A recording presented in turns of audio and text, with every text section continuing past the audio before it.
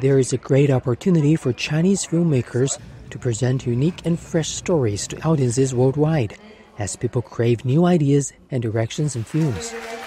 This is according to Chinese-American singer and actor Chris Phillips in an exclusive interview with Xinhua in Venice, Italy. I think right now there's a great opportunity for Chinese cinema because I think there's a great hunger for new ideas, new directions in film, new things that we haven't seen before. Especially in recent years, I think that Hollywood, which has dominated the entire world's film industry for decades, they seem to be doing a lot of remakes of the same films over and over. They're having a difficulty trying to find new stories, new directions. The subjects of Chinese literature, it's so many stories, so many characters.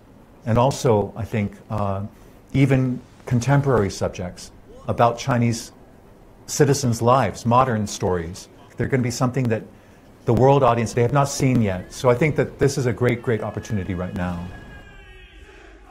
At the ongoing 80th Venice International Film Festival, Phillips showed up on behalf of the Chinese mythological epic trilogy, Creation of the Gods, the first segment of which is screening in China this summer. Phillips starred as King Zhou, the last ruler of the Shang dynasty in it. The film has already become a blockbuster and garnered more than 2.5 billion yuan at the box office. I think it's going to be easier for a film like Creation of the Gods to be presented to the world audiences because it still has a fantasy epic background, even though it's based in real history. But its epic scale, it's the kind of story that, like Lord of the Rings, like Game of Thrones, that people all over the world can enjoy, they can easily take in. I think that contemporary stories of modern day, Chinese citizens are going to be a bit more challenging for worldwide audiences because they're going to have to make an effort to understand what life is like.